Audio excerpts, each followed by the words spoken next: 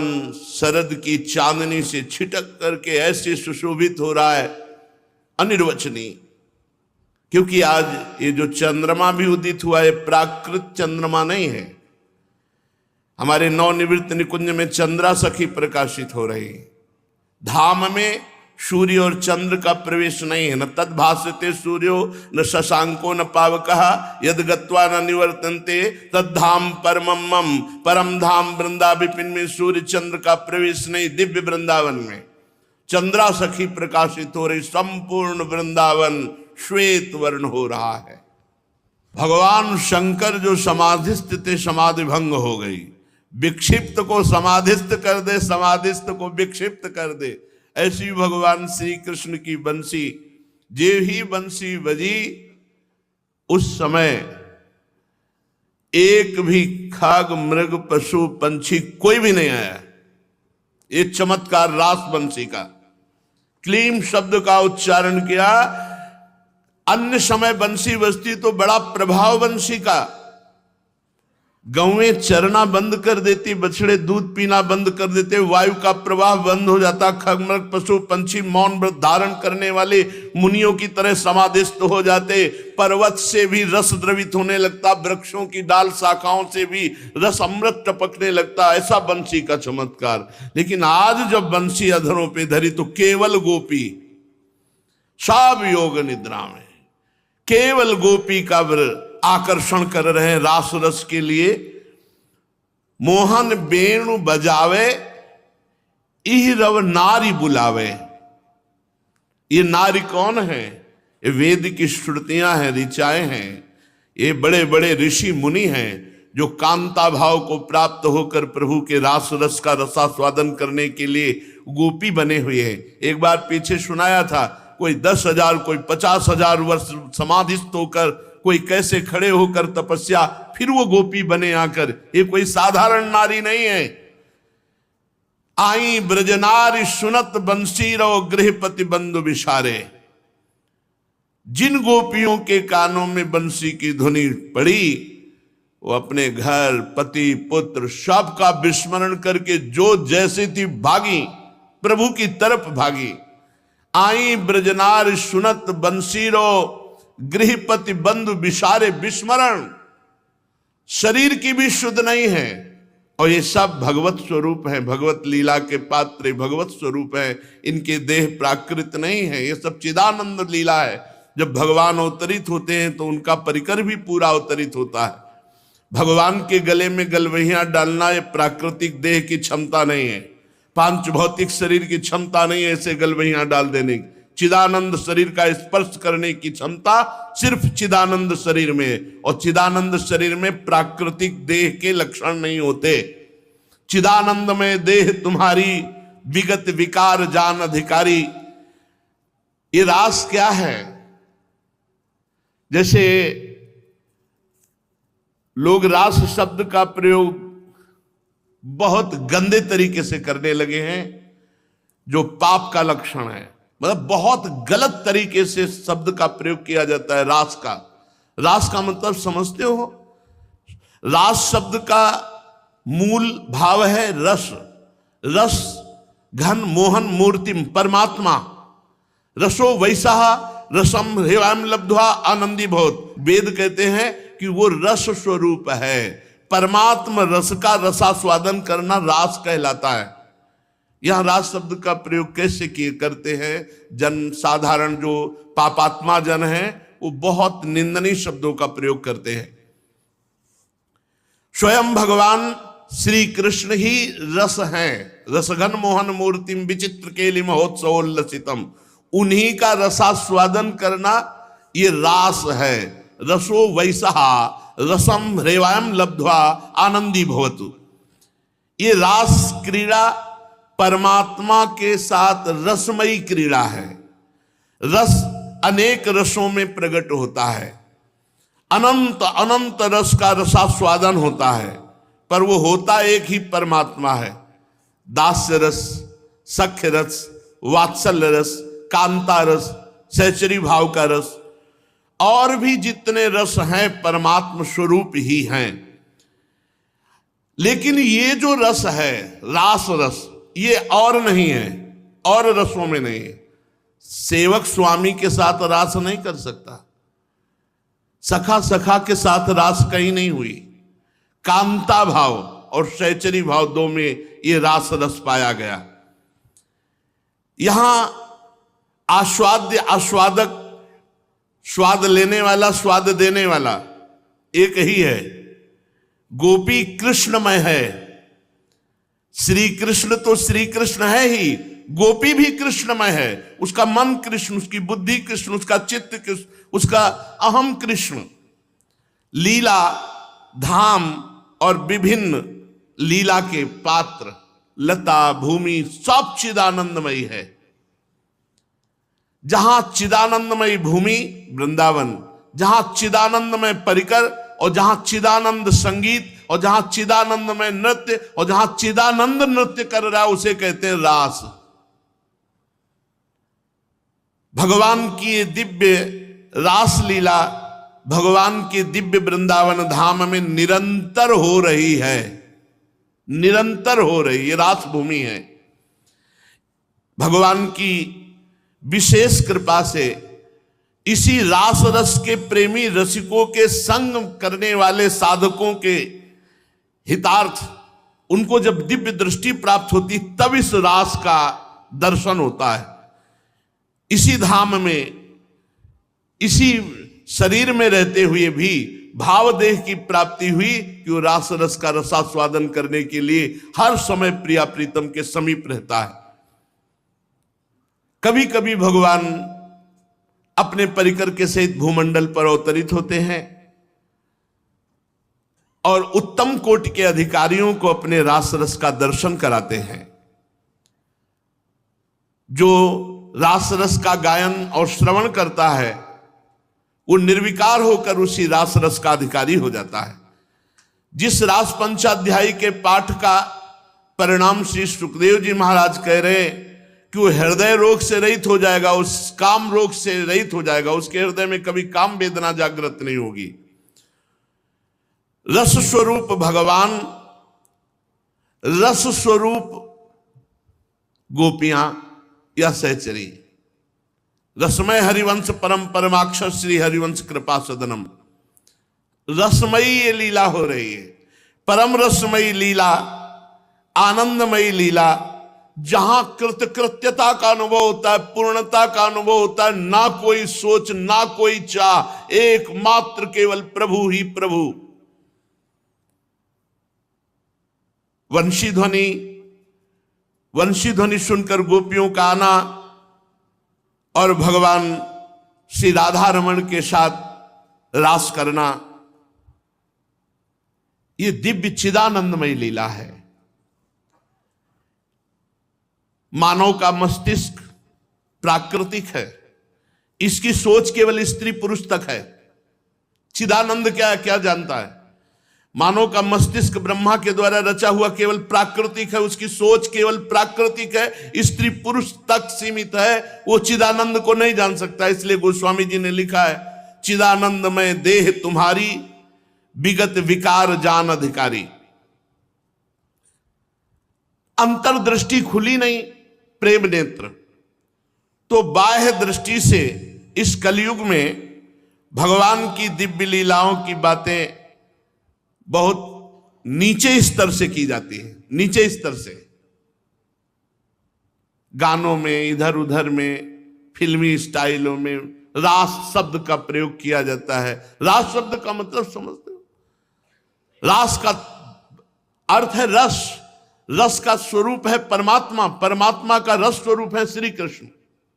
रसघन मोहन मूर्तिम, श्री कृष्ण मिलन को रास कहते हैं, श्री कृष्ण रसास्वादन को रास कहते हैं, कांता भाव, सहचरी भाव। इस स्थिति में इस दिव्य लीला का रहस्य न समझकर लोग तरह तरह की प्रापंचिक बातें इसमें मिलाते हैं। ये लीला अंतर्दृष्टि और भगवत कृपा से समझ में आती है। अंतर्दृष्टि में दो दृष्टि हैं, बुद्धि में जो दृष्टि जागृत होती है उसे ज्ञान दृष्टि कहते हैं, और हृदय में जो वो प्रेम नेत्र होते हैं। बिना इस प्रेम नेत्र के रासलीला नहीं समझ सकते। जिन भगवान के कृपा पात्र भाग्यवान महात्मा में ये दृष्टि जागृत होती, वो धन्य है।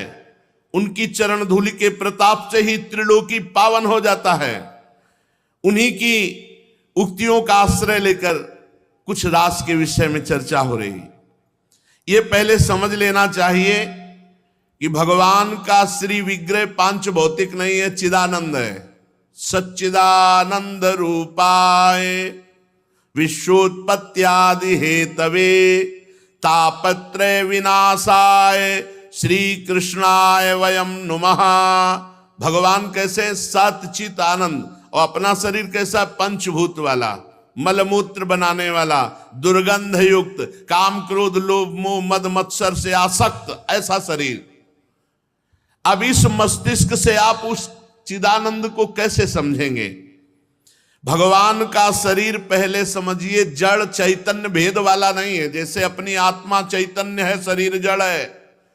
भगवान आत्मस्वरूप है, चिदानंदमय है। उस देह में ना रक्त है, ना वीर्य है, ना ये लौकिक अंग है, ना लौकिक वासना है। वो चिदानंदमय है। भगवान के श्री अंग में स्त्री पुरुष जनित चिन्ह नहीं है, वो चिदानंद है। जड़ की सत्ता केवल इस मृत्यु लोक में जीव की दृष्टि से ये स्त्री पुरुष का, देवताओं का भी दिव्य है शरीर। तुम्हारी तरह जड़ नहीं है, दुर्गंध युक्त नहीं, मलमूत्र बनाने वाला नहीं है। फिर वो तो प्राकृतिक ही तो है, देव शरीर भी। भगवान चिदानंद श्री विग्रह। देह और देही, आत्मा और शरीर, ये भेद नहीं भगवान के श्री अंग में। भगवान का शरीर प्राकृतिक नहीं है, प्राकृतिक और अप्राकृतिक दोनों से परे है। चिन्मय, सब कुछ चिन्मय, चिद विलास भगवान। अब कैसे समझोगे चिन्मय और चिद विलास? इसलिए इतना तुम समझ लो कि तुम्हारी रचना माया से हुई है शरीर की, तुम्हारा मस्तिष्क मायामय है। तो मायातीत अपराकृत चिदानंद लीलाओं को तुम नहीं समझ सकते। एक गोपी एक श्री कृष्ण, एक गोपी एक श्री कृष्ण, कितने असंख्यों। ये जो लोग कहते हैं कि 16,000, तो 16,000 तो पत्नियां थी सरकार की द्वारिकाधीश की, जो भौमासुर की जेल से 16,100 राजकुमारियों को भगवान ने शरण में ली, उन्हें पत्नी भाव प्रदान किया। ये 16,100 वो राजकुमारियां जिसको भौमासुर बलात् जबरदस्ती जेल में ला ला कर नाग कुमारियां, देव कुमारियां, अन्य राजकुमारियों को बंदी बनाए हुए था, उनको भगवान ने स्वीकार। और 8 पटरानियां, 16,108 द्वारिकाधीश की पर गोपी, जूथ की जूथ, अगणित अगणित। श्री ध्रुवदास जी ने लिखा है कि कोई रजकण गिन सकता है, बूंद कण गिन सकता है, लेकिन सखियों की कितनी संख्या गिन नहीं सकते। ये भगवान एक गोपी एक श्री कृष्ण, एक गोपी एक, हर गोपी के बाहों में श्री कृष्ण। ये परमात्मा विलास हो रहा है, कोई लौकिक हो रहा है। श्री कृष्ण कोई पुरुष है, गोपी कोई स्त्री है। तो तुम्हारा जड़ राज्य का मस्तिष्क भगवान की चिदानंदमय लीला में जड़ता का ही चिंतन करता है।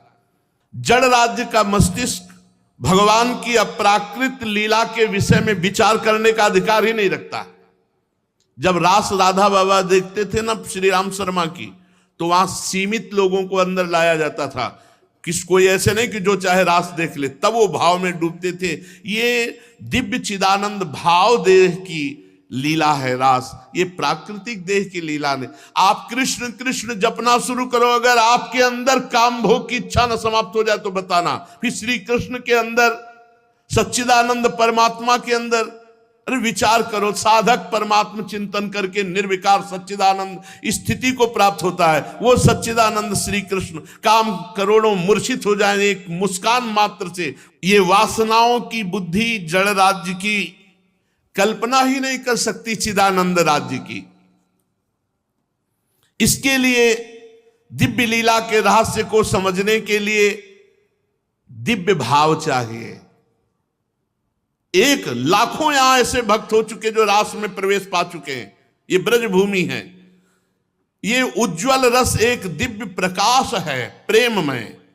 जड़ जगत की बात तो दूर रही, ब्रह्मबोध संपन्न महापुरुषों की भी क्षमता नहीं इस रास में प्रवेश पाने की।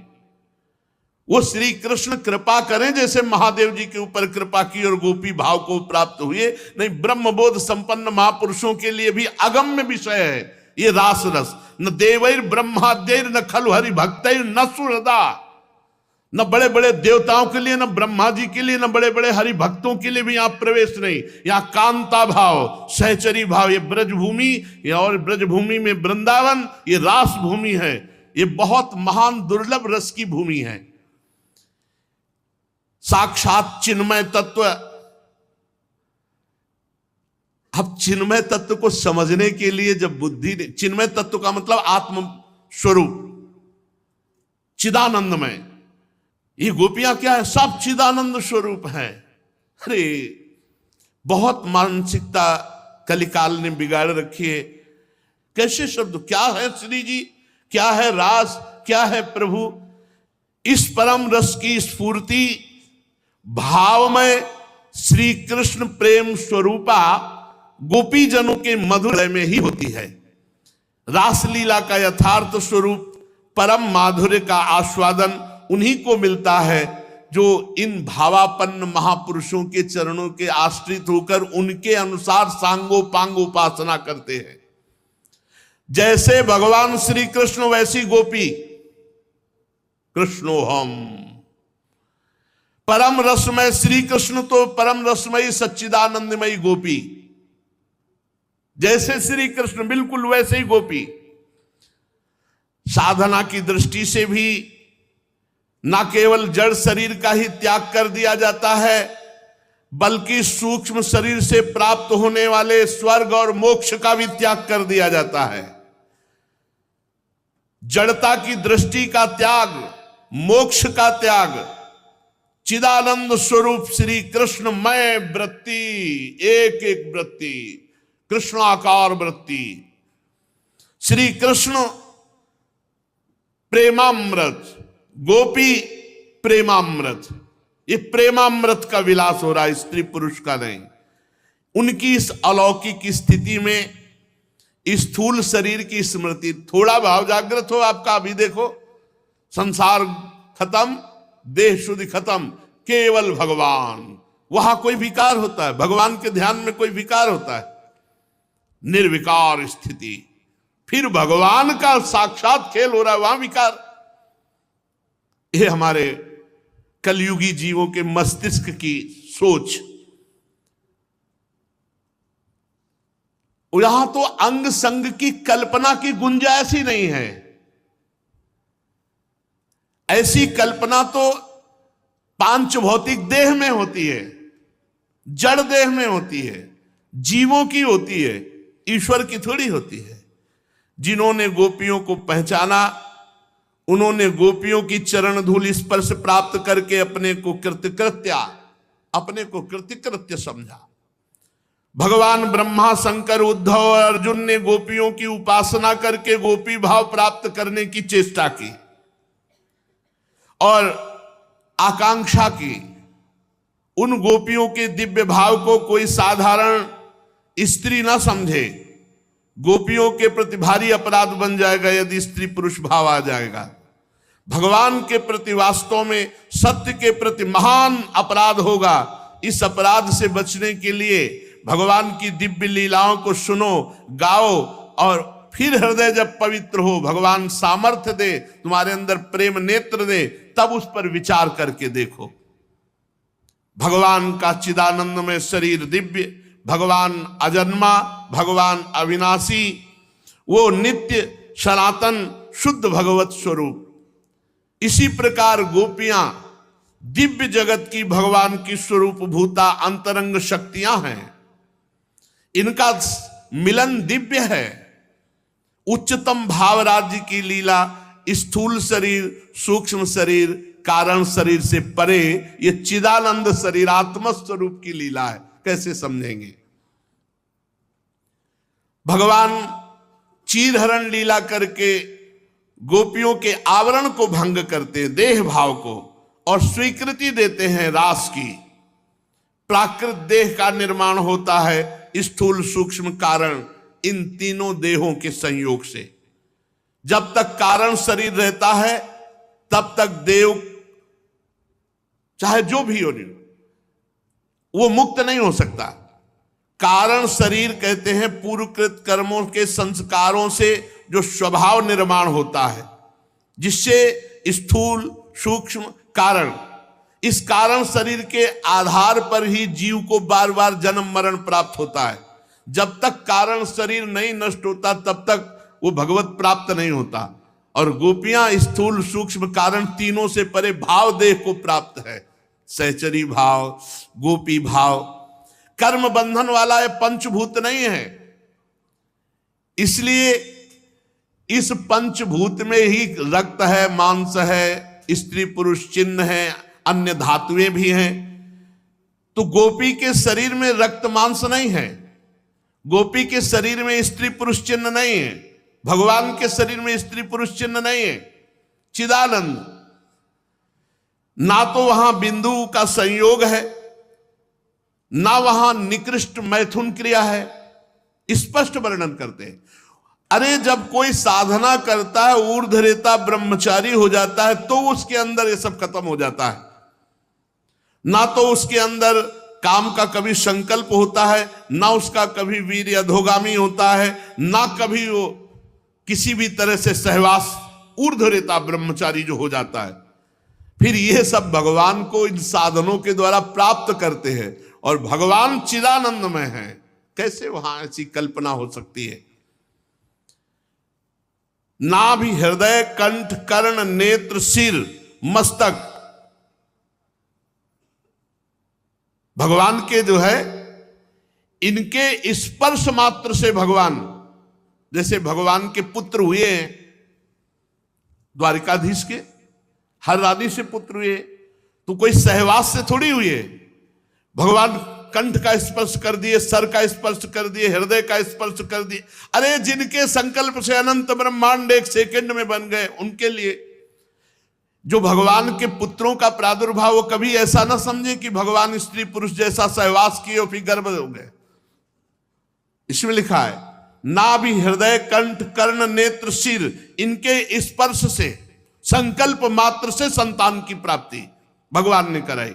कोई भगवान वहां सहवास थोड़ी किए कि द्वारिकाधीश के रूप में जब, तो भगवान वो चिन्ह ही नहीं, वो वस्तु ही नहीं है। भगवान चिदानंद में संकल्प मात्र से प्रकट होते हैं। भगवान के जितने परिवार के सदस्य होते हैं, भगवान दृष्टि मात्र से, अरे सर्व सामर्थ्यशाली प्रभु, दृष्टि, संकल्प, भगवान बिना देखे संकल्प मात्र से, अरे अनंत ब्रह्मांड प्रकट के दिए तो 1000-2000 पुत्र प्रकट करने में क्या बात है।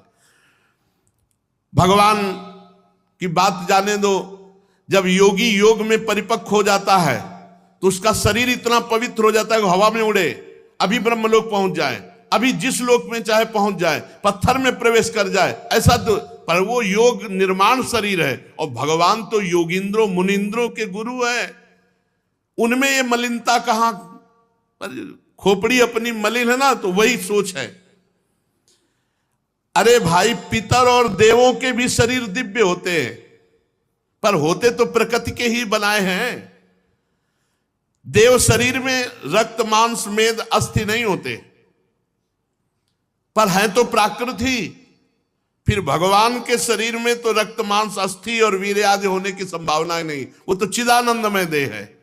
इसलिए खोल के वर्णन कर रहे हैं कि जो ये समझते नहीं है ना रास को, वो बहुत गलत तरीके से रास शब्द का प्रयोग करते हैं। भगवान सच्चिदानंदमय है, उनमें देही देह भेद नहीं, गुण गुणी भेद नहीं। भगवान लीला पुरुषोत्तम श्री कृष्ण, एक एक अंग भगवान का चिदानंद श्री कृष्ण है। जैसे श्री कृष्ण का मुखमंडल, वैसे ही श्री कृष्ण का करकमल, सब श्री कृष्णमय है। पदनख, मुखमंडल, सब श्री कृष्णमय चिदानंदमय। श्री कृष्ण की इंद्रियां श्री कृष्ण, श्री कृष्ण की क्रियाएं कृष्णमय चिदानंदमय। भगवान कान से देख सकते हैं, भगवान आंख से सुन सकते हैं, भगवान नाक से स्पर्श का रसना से सूंघ सकते हैं, भगवान श्री कृष्ण हर अंग से, मान लो वो हाथ से छूना कार्य होता है, वो हाथ से सूंघ सकते हैं क्योंकि चिदानंदमय, हम केवल नाक से ही सूंघ सकते हैं। भगवान की रूप माधुरी नित्य वर्धनशील, नित्य नवीन, सौंदर्यमयी, भगवान का सब कुछ ऐसा चिदानंदमय है कि आकर्षित कर ले। सौंदर्य माधुर्य से गौ, हरिण, वृक्ष, बेल ये आकर्षित हो जाते थे, यमुना का प्रवाह बंद हो जाता था। ऐसे भगवान के स्वरूप में आसक्त गोपियों के हृदय में कहीं लौकिक काम, कहीं सहवास की भावना। अरे मनुष्य जो खाता है पीता है उससे रस, रक्त, मांस, मेदा, मज्जा, अस्थि और बाद में शुक्र बनता है। इसी शुक्र के आधार पर ये मैथुन सृष्टि होती है, दैवी सृष्टि नहीं, मैथुन सृष्टि। फिर संकल्प से दैवी सृष्टि होती है और संकल्प और मैथुन से दोनों से परे सच्चिदानंद भगवान का स्वरूप है। ये विशुद्ध भगवत स्वरूप है। इसमें रक्त, मांस, अस्थि आदि बिल्कुल नहीं है, तो शुक्र की संभावना नहीं है, तो फिर यहां क्रियाएं नहीं है। प्राकृतिक पांच भौतिक शरीर वाले ये जो कल्पना करते हैं, ये भगवान के प्रति बड़ा अपराध करते हैं। ऐसी कल्पना भी नहीं की जा सकती। भगवान अखंड है, शरीर खंडित है। एक बार एक कथा सुनाई थी, याद हो आपको। भगवान रास में एक बार विलंब से आए, नित्य रास में, तो गोपी जनों ने पूछा कि प्रभु आज विलंब कैसे हुआ? तो उन्होंने कहा हमारे गुरुजी जमुना पल्ली पार आए हैं, दुर्वासा जी। तो बोले उनसे मिलने गए थे। तो बोले जब आपके गुरुजी तो हम भी दंडवत करके आते हैं। तो बोले खाली हाथ नहीं जाना चाहिए संतों के पास। तो फिर घर गई सब गोपीजन, कोई पुआ, कोई खीर, कोई विविध प्रकार के अनंत गोपियां, सब सामान लिए चलने लगी। तो यमुना जी बड़ी बाड़ी थी, लालजू से कहा कि यमुना पार कैसे जाएं? बोले यमुना जी से कह दो श्री कृष्ण अखंड बाल ब्रह्मचारी हैं तो मार्ग दे दे। तो गोपियां मुस्कुरा दिए। प्रभु बोले, तो यमुना जी के पास गए, बोले हमारे प्रीतम श्री कृष्ण अखंड बाल ब्रह्मचारी हो तो मार्ग दे दे। मार्ग दे दिया यमुना जी। यमुना जी गई, दुर्वासा जी से दंडवत प्रणाम किया, भोग सामने रखा तो उन्होंने मुंह फैला दिया। अब वो सब पवाती गई, मनो कुंतलों पुआ खीर सब खा गए। गोपियों ने प्रणाम किया, बड़े आश्चर्य के बाबा जी हैं, पेट तो छोटा ही बड़ा है और यहां कुंतलों पुआ खीर सब खा गए। दंडवत महाराज। महाराज कैसे जाऊं? यमुना जी तो बहुत बाड़ी। बोली आई कैसे? बोले हमारे प्रभु ने कहा था कि यदि मैं बाल ब्रह्मचारी हूं तो मार्ग दे देना। तो यमुना जी ने मार्ग। बोले जाओ कह दो दुर्वासा ने अपनी जबान में दूब के रस के सिवा कभी कुछ ना रखा हो तो यमुना जी मार्ग दे दे। अब तो गोपी जनों को आश्चर्य हुआ कि जैसे गुरु ऐसे चेला है। कुंतलों खीर पुआ तो हमारे सामने खा गए और कह रहे दुर्वासा ने दूब के रस के सिवा जिंदगी में जबान में कुछ न रखा हो तो मार्ग दे दे। गजब के गुरु जी है। पर गई तो यमुना जी से कहा तो यमुना जी ने मार्ग दे दिया। वो भगवान श्री कृष्ण के पास जाके दंडवत किया और कहा प्रभु आपके गुरु जी के दर्शन करके आए तो बड़ा संशय हो गया। क्या? बोले पहले आपने कहा बाल ब्रह्मचारी, तो अखंड बाल ब्रह्मचारी हास परिहास स्पर्श इससे भी दूर रहता है। तो आप हास परिहास स्पर्श तो करते ही है, पर यमुना जी ने मार्ग दे दिया ऐसा कहने से। और हमारे सामने कुंतलों पुआ पूड़ी खा गए आपके गुरुजी। वो कह रहे दूब के रस के सिवा जीभ में कुछ न रखा हो। तो हमें तो दोनों झूठे लगे, गुरु चेला दोनों। आप बताओ इसका रहस्य क्या है? तो उनका दुर्वासा जी हमारे जो हैं वो स्वयं इच्छा करके केवल दूब का रस पीते हैं। उन्होंने अपने हाथ से पाया? बोले नहीं हम लोगों ने पाया। तो बोले बस ये ब्रह्माकार वृत्ति है, भोक्ता भाव रहित है, इसलिए कुछ नहीं। ब्रह्माकार वृत्ति भोक्ता भाव रहित तो खाते हुए भी नहीं खाया। और मेरी पूछती हो तो मैं अपने स्वरूप में, आत्माराम भगवान का नाम है, आत्माराम, मैं अपने स्वरूप में रमण करता हूं। तुम सब मेरी आत्मा हो, आत्मस्वरूप हो, इसलिए किंचन मात्र कहे तो अखंड ब्रह्मचारी। तो यहां कह रहे कि उपनिषदों में भगवान को अखंड ब्रह्मचारी कहा गया है।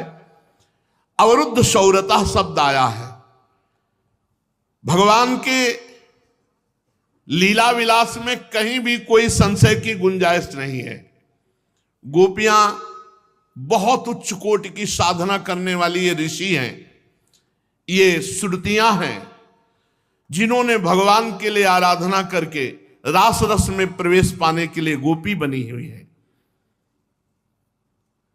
भगवान अपनी दृष्टि से, भगवान अपि तारात्रि शरदोत्फुल्ल मल्लिका वीक्षरंतुम मनश्चक्रे योग मायाम उपासिता, अपनी दृष्टि से उस समय रास भूमि तैयार करते, अपनी दृष्टि से शोभा का विस्तार करते हैं। भगवान की दृष्टि सच्चिदानंदमयी दृष्टि, सच्चिदानंदमयी भूमि में, सच्चिदानंदमयी शोभा में, सच्चिदानंदमयी गोपियों के साथ भगवान का सच्चिदानंदमय रास हो रहा है। भगवान की बांसुरी जड़ को चेतन, चेतन को जड़, चल को अचल, अचल को चल, विक्षिप्त को समाधिस्थ, समाधिस्थ को विक्षिप्त कर दे। प्रेम, प्रेममयी रसमूल मुरलिका आनंदनी, चलहि राधिके सुजान, तेरे हित सुख निधान, रास रच्यो श्याम तट कलिंद नंदिनी, निरतत युवती समूह, राग रंग अति कुतूह, बाजत रसमूल मुरलिका आनंदिनी। रस का मूल कौन है? बंसी जी। और रस का विस्तार क्या है? रास रस। बंसी जी रास रस का आकर्षण करके हृदय में जागृत करती, काम रस का नाश करके रास रस का, परमात्मा रस का। जो गुरुजनों की सेवा में अपने जीवन को समर्पित करते हैं, हर प्रकार की कामनाओं का त्याग करके भजन करते हुए देह भाव को छोड़कर भाव देह को प्राप्त होते हैं, वही इस रस को जान सकते हैं। गोपीजन साधना की उच्च अवस्था को प्राप्त बड़े बड़े परमहंसों की भी आदर्श गुरु रूपा हैं। भला इस विलास को जो चिदानंद ना होता तो सुखदेव जी जैसे परमहंस गायन करते? विचार करके देखो। देह गेह पति पुत्र लोक परलोक कर्तव्य धर्म सब कुछ छोड़कर एकमात्र परमात्म स्थिति को प्राप्त होकर कांत भाव जागृत हो जाना, ये गोपी भाव है। छोटी मोटी बात है। या दो चार माला करके भगवान के भक्त बनना चाहते हैं, कह रहे देह गेह कुल लोक परलोक मोक्ष सब कुछ छोड़कर श्री कृष्ण अनुराग में श्री कृष्णमयी स्थिति गोपी जनों की। तभी तो उद्धव आए थे समझाने, ज्ञान देने, लेकिन जब गोपी जनों की स्थिति देखी ना तो चरण धूलि में लौट गए। बंदे नंद ब्रजस्त्री राम पाद रेणु में भिक्षसा। क्यों? ऐसी गुरु स्वरूपा गोपी, ऐसी ऊंची स्थिति गोपियों की। तो गोपी कोई जड़ शरीरधारी स्त्री नहीं है, ये सब चिदानंद में लीला परिकर है। देव दुर्लभ भगवत प्रेम को प्राप्त हो चुकी, वो भगवान के प्रेम प्रकाश से प्रकाशित है।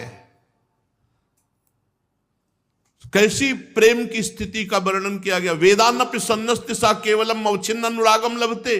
जो वेद के ऊपर गुणातीत वेदातीत स्थिति को प्राप्त है वो प्रेम है, और प्रेम की चरम अवस्था गोपी जनों में जागृत है। वहां काम की गंध सवाल नहीं उठता।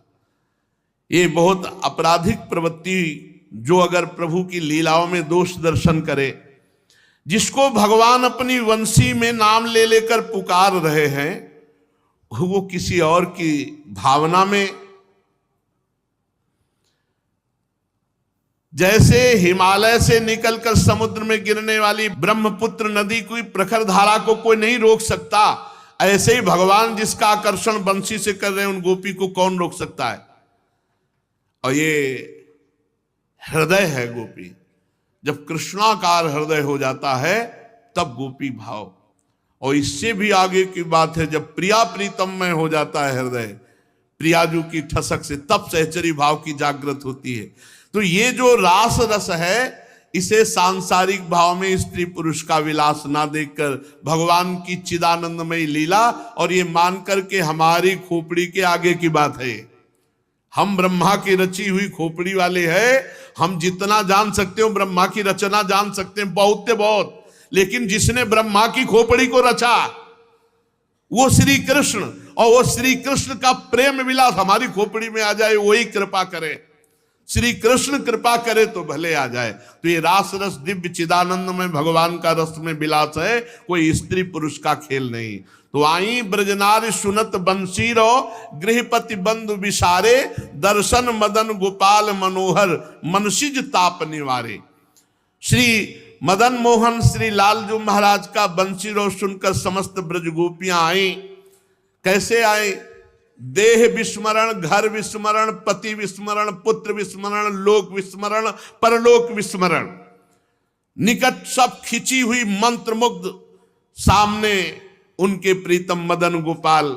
मदन गोपाल को देखते ही हृदय परम शीतलता को प्राप्त हुआ। दर्शन करते ही उनके हृदय की प्रेम पीड़ा शांत हुई। अब श्री मदन गोपाल की विलास भंगियों का वर्णन कहते हैं कि कैसे विराजमान है, हर्षित मुख, चितवन कैसी, बाकी सरस मधुर ध्वनि से वंशी नाद कर रहे हैं। ऐसे अमृत में श्री कृष्ण के अमृत में अधरों में विराजमान बंसी अमृतमयी नाद कर रही है और गोपी जन उनका दर्शन कर रही। अब आगे शुरू हुआ रास रस। गोपी जनों ने भगवान श्री लाल बिहारी जी महाराज के अद्भुत दर्शन के। ललित त्रिभंगी अधरों पर वंशी वादन करते हुए जब प्रभु ने देखा कि समस्त ब्रज युवतियां पधारी, तो अपने यहाँ विरह को नहीं लेते हैं। अपने विरह को किसी भी महापुरुषों ने नहीं गाया। जो रास पंचाध्यायी का गान किया गया है अपनी समाज वाली वाणी में भी, तो उसमें भी इस पद में भी नहीं लिया महाप्रभु ने। महाप्रभु हरिवंश चंद्र जो संयोग की महामहिमा का उपासना का स्थापन किया है। श्री श्याम घन ने वृंदावन में निर्मल कल्पतरु की छाया के नीचे अद्भुत यमुना के पावन पुलिन तट पर रास किया। ये वृंदावन की हर लता कल्पतरु है। प्रेमी जनों की रस अभिलाषाओं को पूर्ण करने वाली ये लताएं हैं। वैसे तो कल्पतरु तुलना में ही नहीं आता, वृंदावन की लता समकोटि कल्पतरुणाएं। तो निर्मल कल्पतरु की सुकोमल बालुका पर छिटक चांदनी, शरद ऋतु की रात्रि है, पूर्ण चंद्र उदित है, शीतल मंद सुगंध पवन बह रहा है और प्रभु समस्त ब्रज युवतियों के साथ रास रस कर रहे। अद्भुत मृदंग, ताल मृदंग उपंग बजावत प्रफुल्लित होए सखी सारी, बीण बेण नूपुर धुन ठुमकत खग मृग दशा विसारी। एक से एक संगीत की स्वामिनी सहचरियां सखियां, ताल मृदंग उपंग वीणा वेणु आदि वाद्य बज रहे हैं और प्रभु समस्त गोपी जनों के ब्रज युवतियों के साथ नृत्य कर रहे हैं। कंकण, किंकिणी और नूपुर की ध्वनि मृदंग आदि के साथ ताल पर ताल बज रहे। यमुना जी के पावन पुलिन पर अद्भुत रास रस की वर्षा हुई। श्री प्रिया प्रीतम मध्य में, आसपास समस्त सहचरियां नवनिवृत्त निकुंज रास, प्रिया प्रीतम मध्य में, आसपास प्रत्येक एक गोपी एक श्री कृष्ण, ये ब्रजराज। इस रास को देख करके कोई ऐसा नहीं हुआ जो मोहित ना हो गया हो। लेकिन यहां देखने का अधिकार तो सिर्फ भावापन्न महापुरुषों के। तो जो खगमृग का वर्णन भी है, ये सब भाव देह को प्राप्त महापुरुष हैं।